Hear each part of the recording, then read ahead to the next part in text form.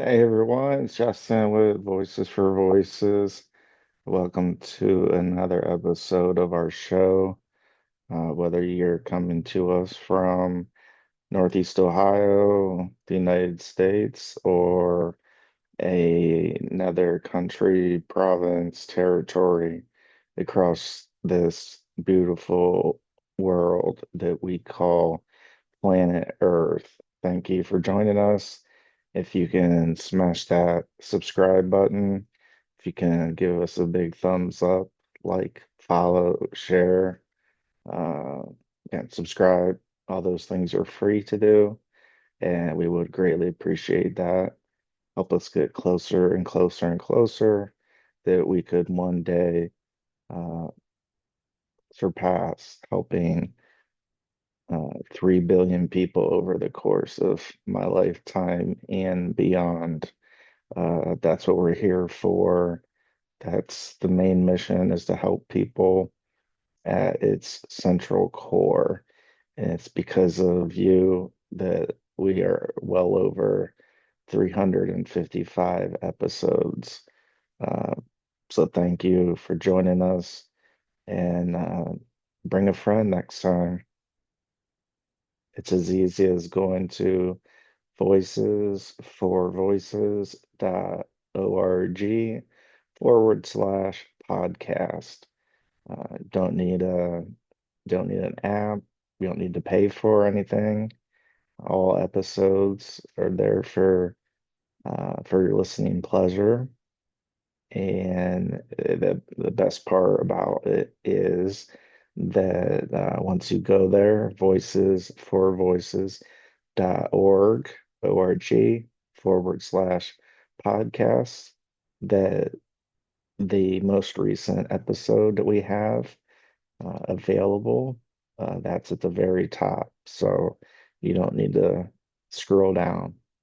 Uh, Now, if there is a particular episode uh, that you wanna find, you can definitely scroll all the way down, all the way to the very beginning, episode one.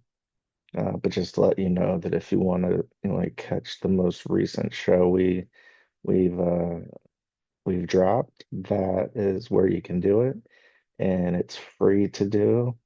And you don't need any special app. You don't need the iHeart app. You don't need the Spotify app, Apple Podcasts, etc. All those are also great.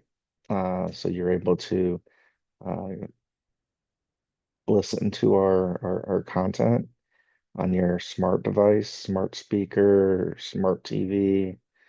That can also help you find our Voices for Voices TV show and podcast, and you can find it on our YouTube page as well as our Rumble page. We are growing as you've seen, as you've heard. So we've covered that in previous episodes. So we're going to forge our way forward a little bit, uh, and that's going to start with way back when 2016, 2017, uh, one of the symptoms that I was having was almost like vertigo, where I would feel dizzy. Uh, a lot of it around lights at grocery stores, traffic lights, concert lights, strobe lights and that. TV, there's movement on the screen or screens. That was really bothersome for me. And in one way, I was able to augment that or augment that I was able to help myself in situations like that.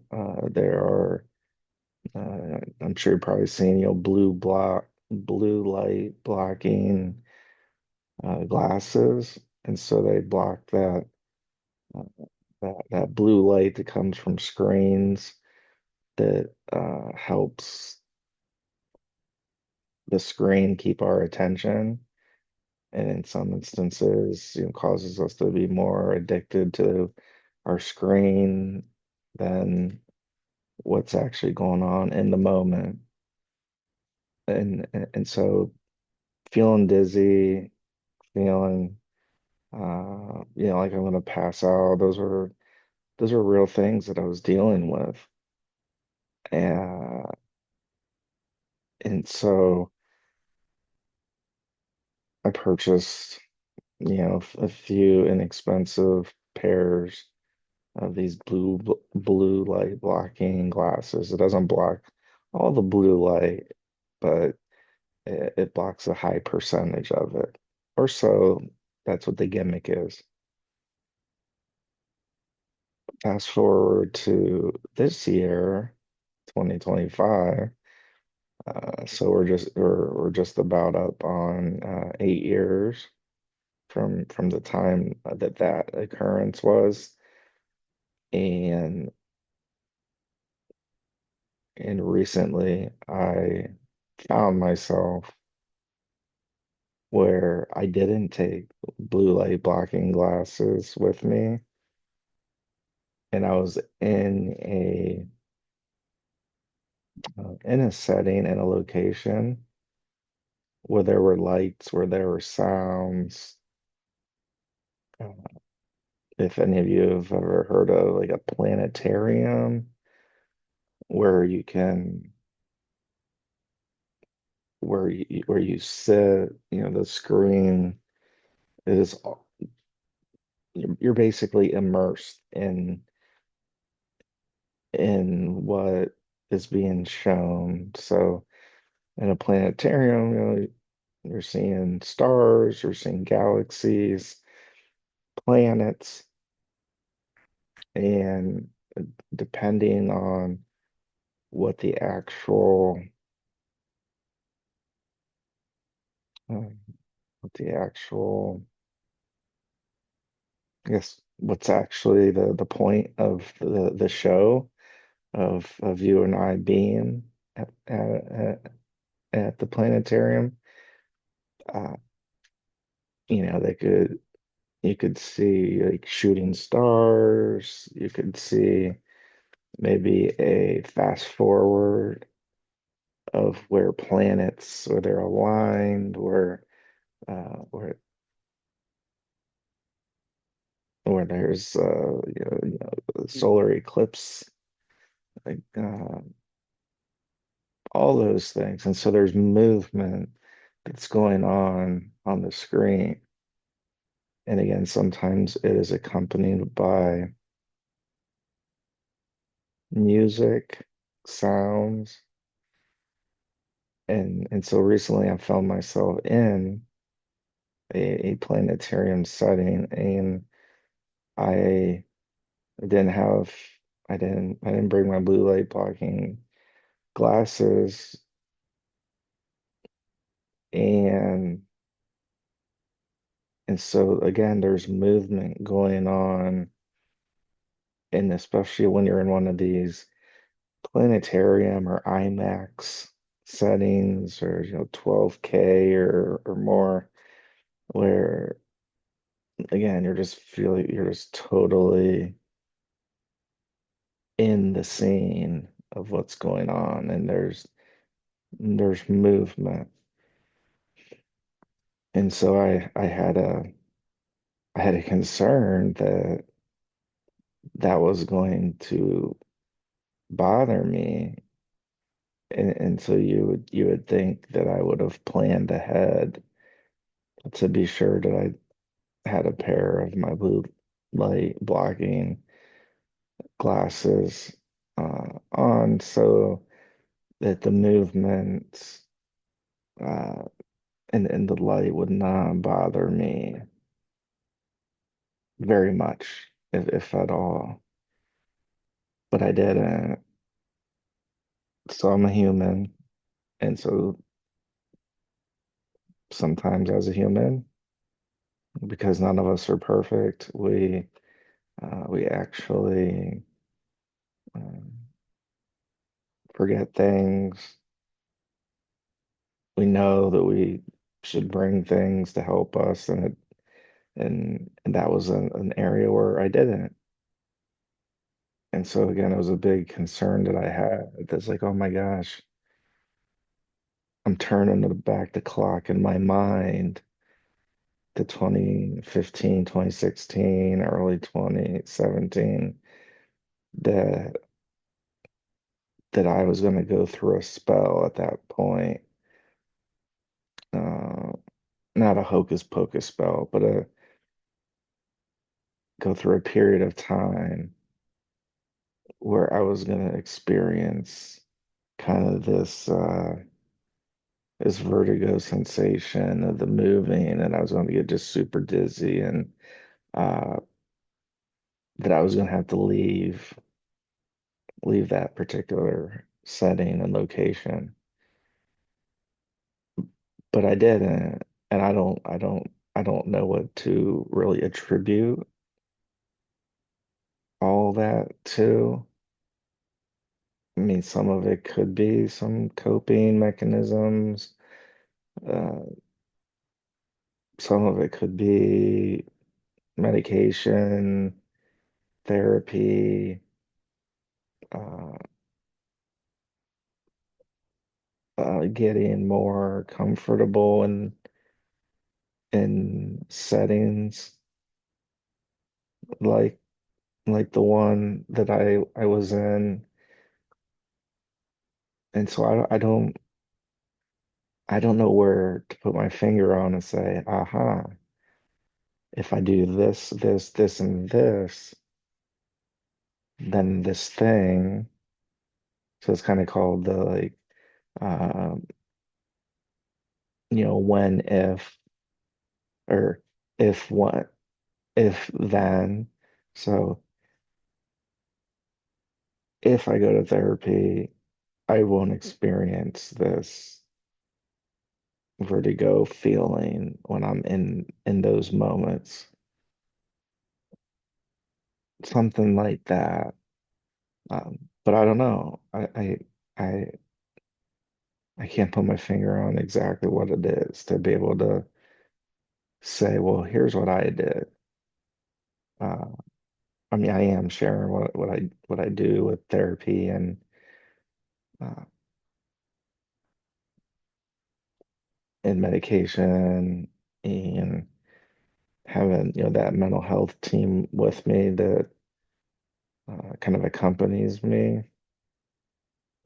So I don't know. I don't know if it's a magical number of years of therapy, a magical number of, or a magic number of years taking a particular medication. I don't know. But the reason I'm bringing this up is to hopefully inspire to some degree that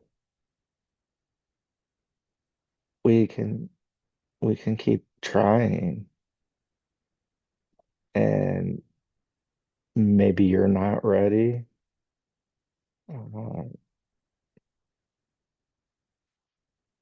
Maybe I wasn't ready, and maybe today was just a fluke. Like it it, it happened to be okay, or when I did that. Uh, but maybe the next time, maybe it's totally different. I don't know. Maybe it's where the seat was positioned, the angle that I was looking at, the volume of the different sounds. I don't know. So I can't take it for granted that, oh, well, this time. Everything was good because again, the next time it might not be. And that's been a big fear of mine of staying away from concerts uh, because of the use of the different lights, the strobe lights, and obviously if you're at a live music show, live concert, where there's people really singing, even if they're not, there's maybe backing tracks. Uh, if there's people playing, guitars or drums or the bass or piano, uh, harp, you name it. Uh, all those things can affect us differently. And so I don't want to take that for granted that because this one opportunity that I had worked out.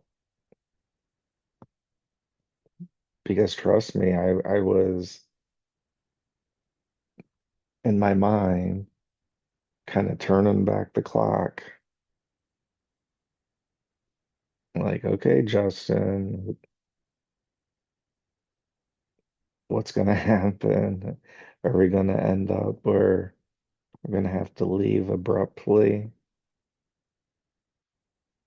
Or is it gonna be okay?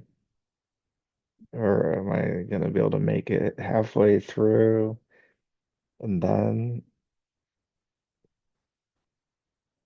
and then the sensations are gonna overcome and take me. Uh, I don't know. But I do know is if I didn't try it, I wouldn't know. And so maybe there's something that you've been wanting to do, play an instrument, sing, hum to a song that you like, uh, write a letter, draw a picture, write a song. I I don't know. That's for you to decide. And I'm just here to say from time to time, things may be a little bit different. We're going to handle ourselves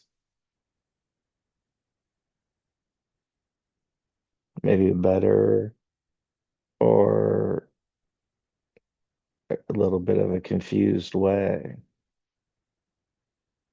the next time or the time after that. And so we should,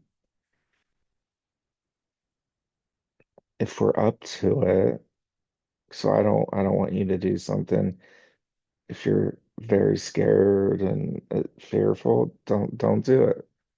Don't push yourself.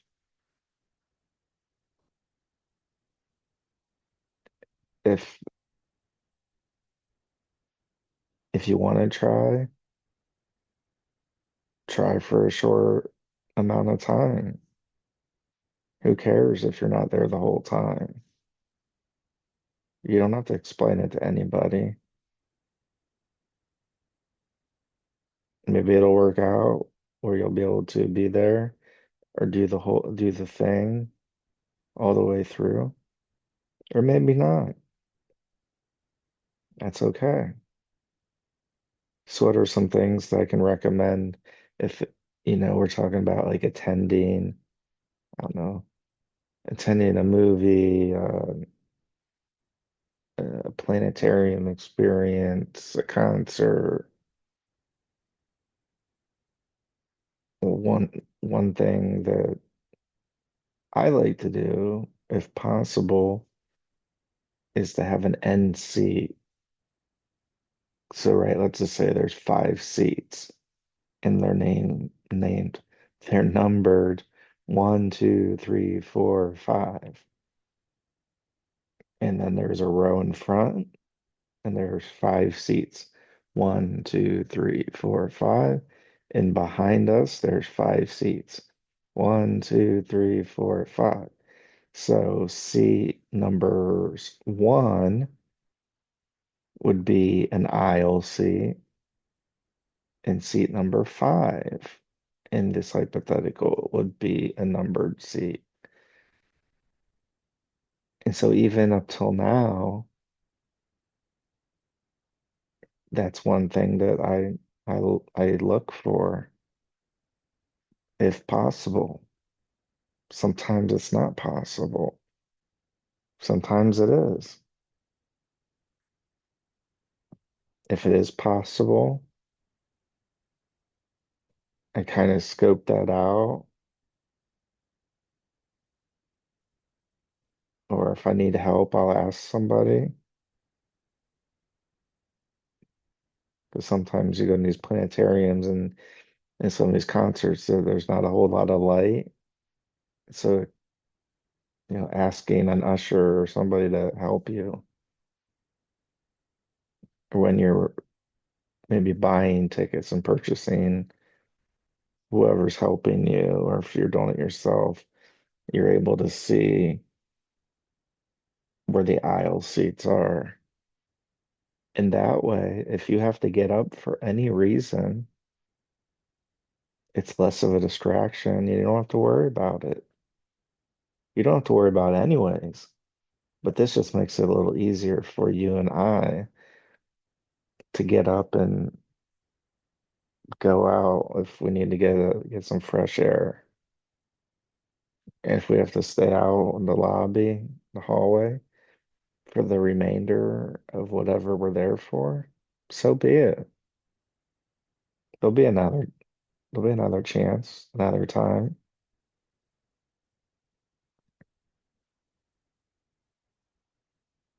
And you can also sit on an aisle towards the back too. So then that makes the distraction of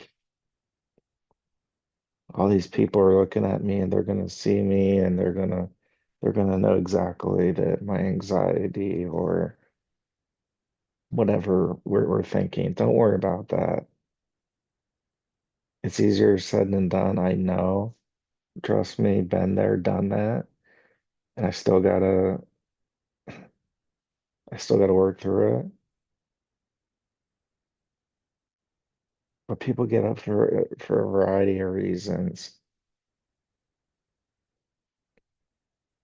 And so I'm just sharing a couple things I do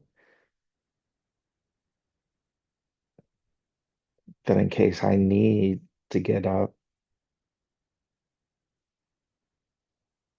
and get out of that situation.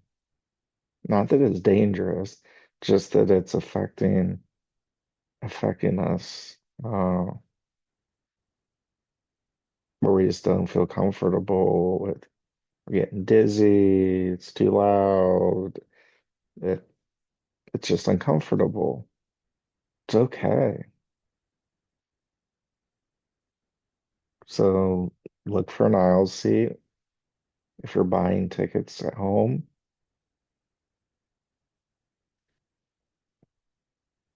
If it's a general admission type of setting where there's no reserve seats, maybe arrive a little bit earlier than when the doors open to the venue.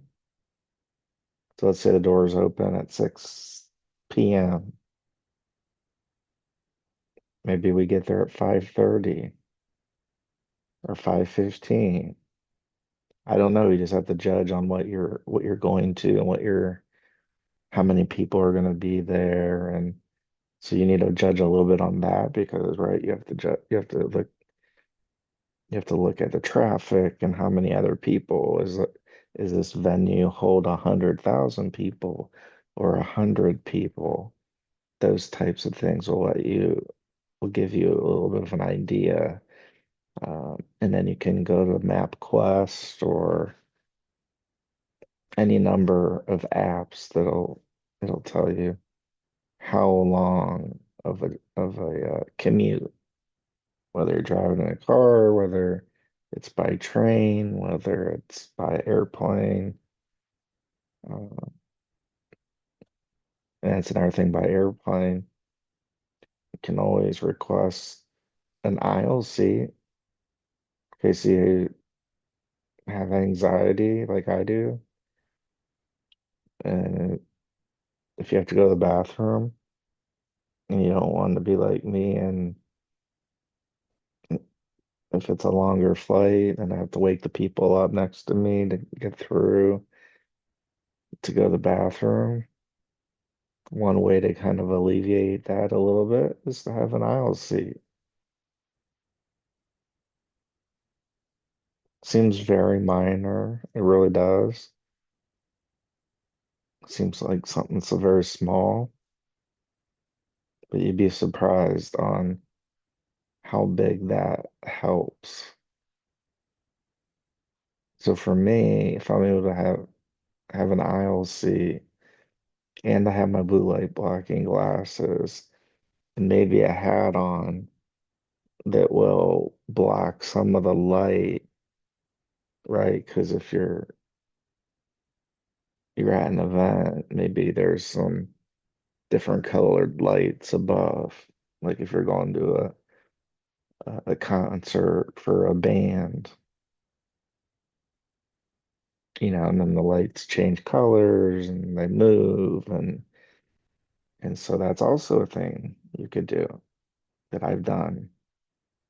You can do the blue light blocking glasses, the aisle seats, aisles in the back, a hat, whatever makes you comfortable.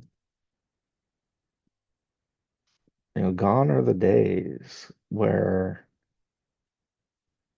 I mean, people are going to judge no matter what. People are going to gossip no matter what.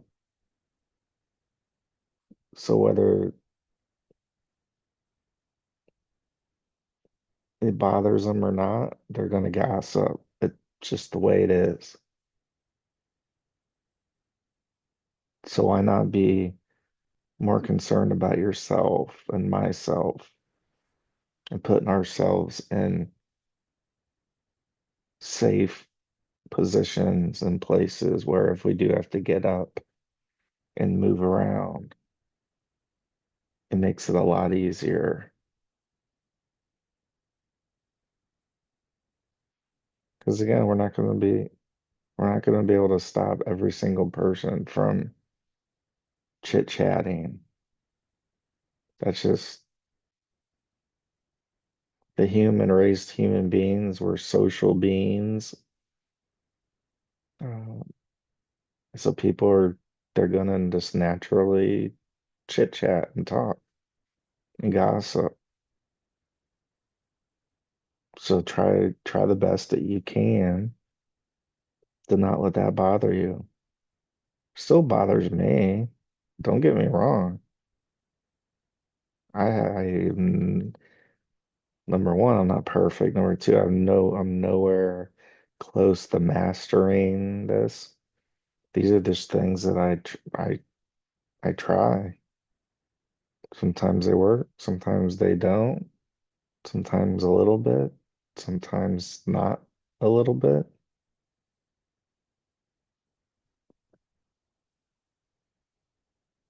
But if you go ahead and just take small steps, maybe watch a show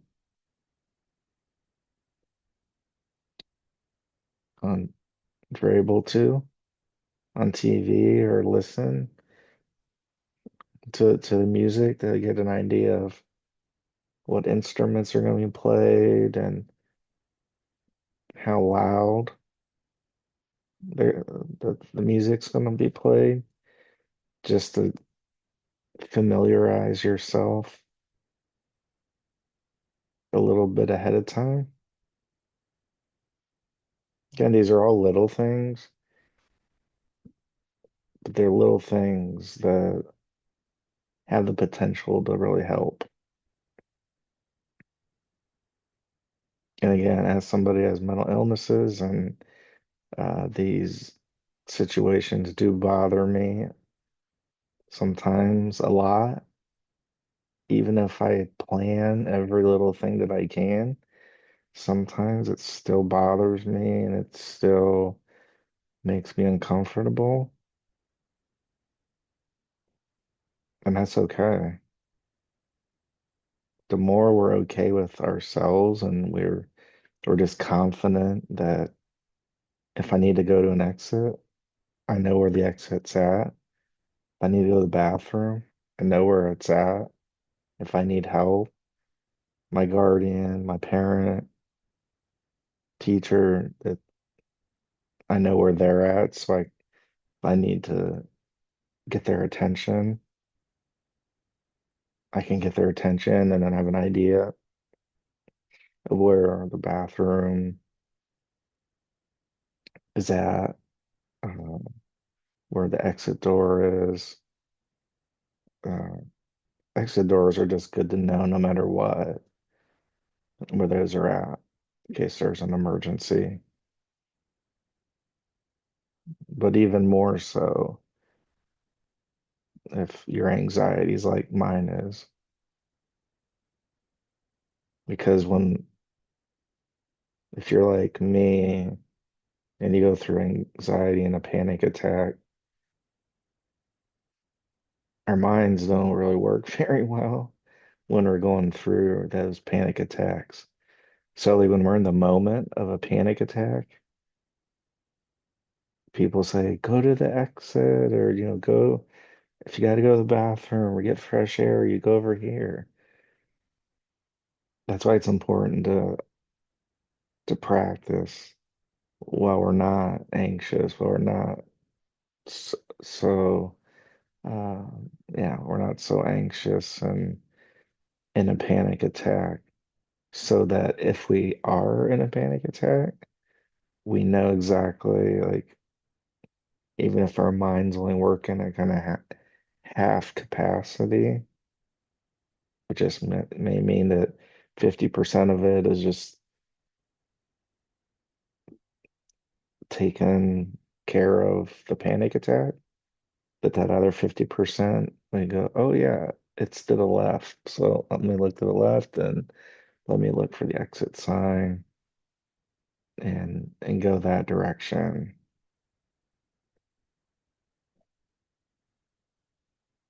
So these tips that I'm sharing, they're not rocket science. You can probably find a book on everything I've shared. For me to share like actual real things that happen to a real person, myself, and they continue to happen, sometimes it still overwhelms me. And I have panic attacks that very much overwhelm me. And yet there's sometimes that they don't. So find what works for you. If you have to write it down, write it down. Put it on a note card. Put it on your phone. Put it on a sticky note. Put it in your purse. Put it in your wallet.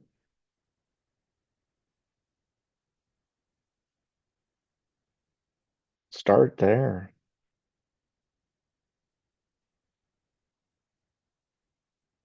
So thank you for joining us on this episode. Give us a big thumbs up. Smash that subscribe button. Share, follow. Give us a comment. Reach out. Let us know what you like. Let us know how we can improve. Let us know if you'd like to be a guest on a future episode of the show. And let's celebrate the voices in all of us. And until next time, this is Justin from Voices for Voices. And like always, be a voice for you or somebody in need. Goodbye. We'll see you next time.